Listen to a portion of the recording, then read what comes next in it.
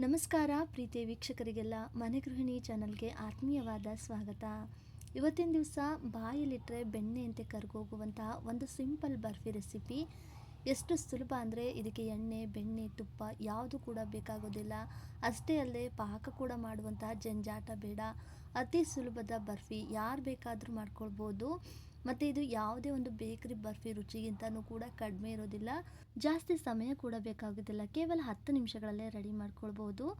ಅಂದ್ಕೊಂಡಿರಲಿಲ್ಲ ನೀವು, ಕೆಲವೊಂದು ಸತಿ ಮನೆಯಲ್ಲಿ ಹಾಲು ಒಡೆದೋಗಿರುತ್ತೆ. ಒಡೆದಂಥ ಹಾಲನ್ನು ಬಳಸಿಕೊಂಡು ಬೇಕರಿ ಶೈಲಿಯಲ್ಲಿ ಸಿಗ್ತಕ್ಕಂಥ ಕಲಾಕಂದ್ ರೀತಿಯ ಟೇಸ್ಟನ್ನು ಕೊಡ್ತಕ್ಕಂಥ ಇವತ್ತಿನ ಈ ಬರ್ಫಿನ ಹೇಗೆ ಮಾಡೋದು ಅಂತ ಸ್ಕಿಪ್ ಮಾಡಿದೆ ನೋಡಿ ಅಂತ ರಿಕ್ವೆಸ್ಟ್ ಮಾಡ್ತಾ, ಇಲ್ಲಿ ಸರಿಸುಮಾರು 1 ಲೀಟ್ರಿಗಿಂತ ಸ್ವಲ್ಪ ಕಡಿಮೆ ಆಗುವಷ್ಟು ಹಾಲಿತ್ತು. ಹಾಲು ಏನೋ ಒಂದು ಕಾರಣದಿಂದ ಒಡೆದೋಗಿದೆ. ಸೊ ಒಡೆದೋದಾಗ ಅದರಲ್ಲಿರ್ತಕ್ಕಂಥ ಪನ್ನೀರನ್ನು ಇವಾಗ ಸಪ್ರೇಟ್ ಮಾಡ್ಕೊಳ್ತಾ ಇದ್ದೀನಿ. ನೀವಿಲ್ಲಿ ಒಡೆದಂಥ ಹಾಲನ್ನೇ ಬಳಸಬೇಕು ಅಂತೇನಿಲ್ಲ. 1 ಲೀಟ್ರ್ ಹಾಲನ್ನು ತಗೊಂಡು ಅದಕ್ಕೆ ಸ್ವಲ್ಪ ನಿಂಬೆ ಹಣ್ಣಿನ ರಸನ ಸೇರಿಸಿ ಹಾಲನ್ನು ಒಡೆದು ಕೂಡ ಈ ರೆಸಿಪಿನ ಟ್ರೈ ಮಾಡ್ಬೋದು. ನೋಡಿ, ಪನ್ನೀರೆಲ್ಲ ಕೂಡ ನಾನಿಲ್ಲಿ ಶೋಧಿಸಿ ತಗೊಳ್ತಾ ಇದ್ದೀನಿ. ಪೂರ್ತಿ ನೀರೆಲ್ಲ ಶೋಧಿಸಬೇಕು ಅಂತೇನಿಲ್ಲ, ಸ್ವಲ್ಪ ನೀರಿನ ಪ್ರಮಾಣ ಇದ್ದರೂ ಕೂಡ ನಡೆಯುತ್ತೆ. ಇವಾಗ ಇದನ್ನು ಒಂದು ಪಾತ್ರೆಗೆ ಸೇರಿಸ್ತಾ ಇದ್ದೀನಿ.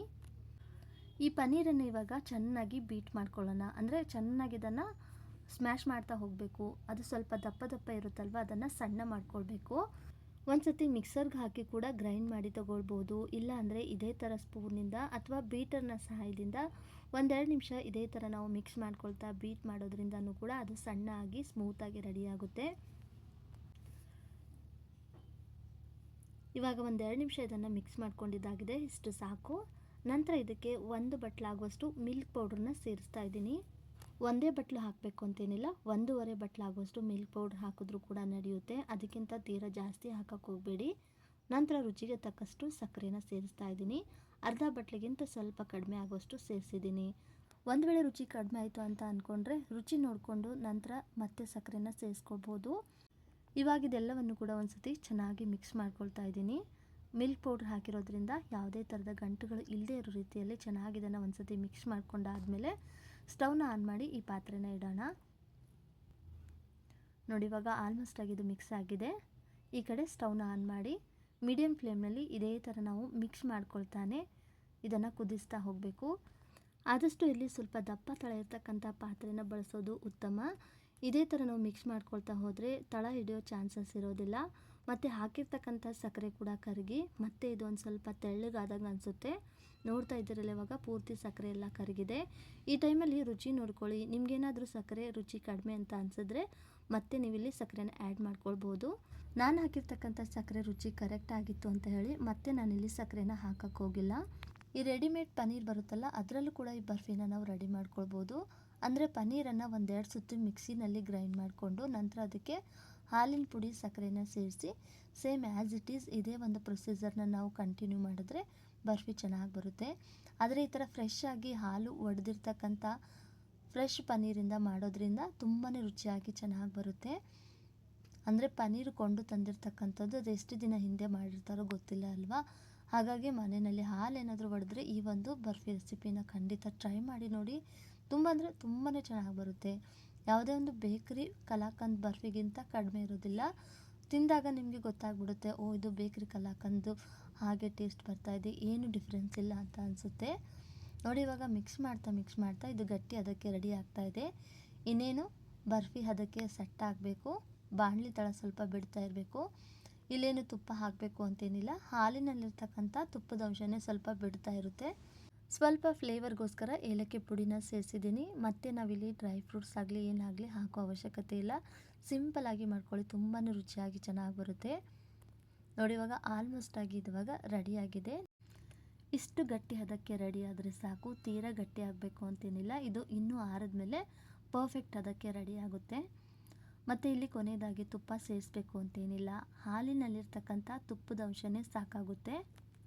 ಹಾಗೂ ಒಂದು ವೇಳೆ ನಿಮಗೆ ಕನ್ಸಿಸ್ಟೆನ್ಸಿ ಗೊತ್ತಾಗದೆ ಹೋದರೆ ಕೊನೆಯಲ್ಲಿ ಸ್ವಲ್ಪ ಈ ಥರ ಮಿಶ್ರಣನ ಕೈನಲ್ಲಿ ತಗೊಂಡು ಉಂಡೆ ಥರ ಮಾಡ್ಕೊಂಡು ನೋಡಿ. ಅದು ಈಸಿಯಾಗಿ ಉಂಡೆ ಥರ ಬರ್ತಾಯಿದೆ ಮತ್ತು ಕೈಗೆ ಎಲ್ಲೂ ಕೂಡ ಅಂಟುತ್ತಾ ಇಲ್ಲ ಅಂದರೆ ಪರ್ಫೆಕ್ಟ್ ಆಗಿದೆ ಅಂತ, ಹದ ಕರೆಕ್ಟ್ ಆಗಿದೆ ಅಂತಲೇ ಅರ್ಥ.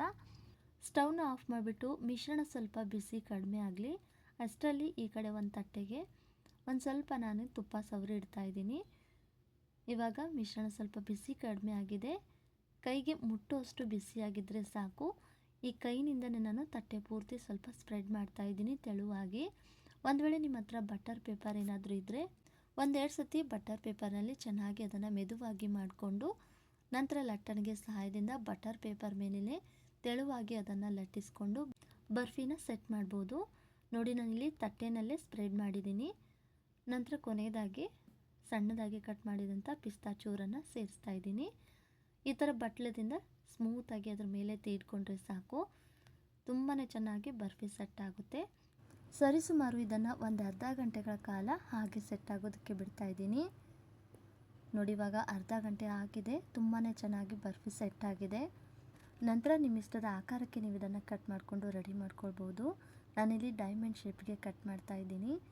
ಈ ರೀತಿ ಕಟ್ ಮಾಡ್ತಿರ್ಬೇಕಾದ್ರೆ ನಿಮಗೆ ಗೊತ್ತಾಗುತ್ತೆ ಇದು ಇನ್ನೂ ಸಾಫ್ಟ್ ಆಗಿದೆ, ಅಂದರೆ ಮೆತ್ತಗಿದೆ ಅಂತ ಅನಿಸಿದ್ರೆ ಇನ್ನೊಂದು ಸ್ವಲ್ಪ ಹೊತ್ತು ಬಿಟ್ಟು ನೀವು ಮತ್ತೆ ಇದನ್ನು ಸೆಟ್ ಆಗೋದಕ್ಕೆ ಬಿಟ್ಟು ನಂತರ ಕಟ್ ಮಾಡ್ಕೊಳ್ಬೋದು. ಸ್ವಲ್ಪ ಸಮಯ ಬಿಟ್ಟು ನಾವು ಕಟ್ ಮಾಡ್ಕೊಳ್ಳೋದ್ರಿಂದ ಬರ್ಫಿ ಶೇಪು ಚೆನ್ನಾಗಿ ಬರುತ್ತೆ, ಅಂದರೆ ಬರ್ಫಿ ತುಂಬಾ ಚೆನ್ನಾಗಿ ಸೆಟ್ ಆಗಿದೆ ಅಂತಲೇ ಅರ್ಥ.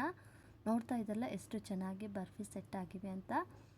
ತುಂಬಾ ಚೆನ್ನಾಗಿರುತ್ತೆ, ಬಾಯಲ್ಲಿಟ್ಟರೆ ಹಾಗೆ ಕರಗೋಗುತ್ತೆ. ರುಚಿ ಮಾತ್ರ ಎಕ್ಸ್ಟ್ರಾರ್ಡಿನರಿ. ಯಾವುದೇ ಬೇಕ್ರಿ ಕಲಾಕಂದ್ ಬರ್ಫಿಗಿಂತನೂ ಕೂಡ ಕಡಿಮೆ ಇರೋದಿಲ್ಲ. ಖಂಡಿತನೂ ಕೂಡ ನೀವು ಟ್ರೈ ಮಾಡಿ ನೋಡಿ, ನಿಮ್ಮ ಮನೆ ಮಂದಿ ಎಲ್ಲ ಫ್ಯಾನ್ ಆಗಿ ಹೋಗ್ತಾರೆ. ನೋಡ್ತಾ ಇದ್ರಲ್ಲ ಎಷ್ಟು ಚೆನ್ನಾಗಿ ಬರ್ಫಿ ರೆಡಿ ಆಗಿವೆ ಅಂತ. ತಕ್ಷಣಕ್ಕೆ ನೋಡಿದ್ರೆ ಇದು ಕಾಜು ಕಟ್ಲಿನ ಅಂತ ಅನಿಸ್ಬೋದು, ಆದರೆ ನಾವು ಇದನ್ನು ಒಡೆದ ಹಾಲಿನ ಕಟ್ಲಿ ಅಂತಲೂ ಕೂಡ ಹೇಳ್ಬೋದು. ನೋಡಿ ಎಷ್ಟು ಸಾಫ್ಟಾಗಿ ರೆಡಿ ಆಗಿವೆ ಅಂತ. ಬಾಯಿಗಿಟ್ಟರೆ ಸಾಕು ಹಾಗೆ ಬೆಣ್ಣೆಯಂತೆ ಕರಗೋಗುತ್ತೆ, ಮತ್ತು ತಿಂತಾ ಇದ್ದರೆ ಹಾಗೆಯೇ ತಿನ್ನೋಣ ಅನ್ನುವಂತಹ ರುಚಿ. ಯಾರಿಗಾದ್ರೂ ನೀವು ತಿನ್ನೋಕೆ ಕೊಟ್ಟಾಗ ಅವ್ರಿಗೆ ಗೊತ್ತೇ ಆಗೋದಿಲ್ಲ ನೀವು ಇದನ್ನು ಮನೆಯಲ್ಲೇ ಮಾಡಿದ್ದೀರಾ ಅಂತ. ಖಂಡಿತ ಯಾವ ಬೇಕರಿಯಿಂದ ತಂದಿದ್ದೀರಾ ಅಂತ ಕೇಳ್ತಾರೆ, ಅಷ್ಟು ಚೆನ್ನಾಗಿ ರೆಡಿ ಆಗುತ್ತೆ. ತುಪ್ಪ ಹಾಕದೆ ಸಕ್ಕರೆ ಪಾಕ ಮಾಡದೆ ಯಾರು ಬೇಕಾದರೂ ಸುಲಭವಾಗಿ ಮಾಡಿಕೊಳ್ಳುವಂತಹ ಒಡೆದ ಹಾಲಿನ ಈ ಬರ್ಫಿ ರೆಸಿಪಿ ವಿಡಿಯೋ ನಿಮಗೆಲ್ರಿಗೂ ಹೇಗನ್ನಿಸ್ತು ಅಂತ ಕಮೆಂಟಲ್ಲಿ ತಿಳಿಸಿ.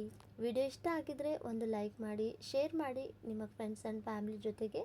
ಹಾಗೆ ಮನೆ ಗೃಹಿಣಿ ಚಾನಲ್ಲು ಕೂಡ ಸಬ್ಸ್ಕ್ರೈಬ್ ಮಾಡಿಕೊಂಡು ಸಪೋರ್ಟ್ ಮಾಡಿ ಅಂತ ಹೇಳ್ತಾ ಈ ರೆಸಿಪಿ ನೋಡಿದಂತಹ ಎಲ್ಲರಿಗೂ ಧನ್ಯವಾದಗಳು.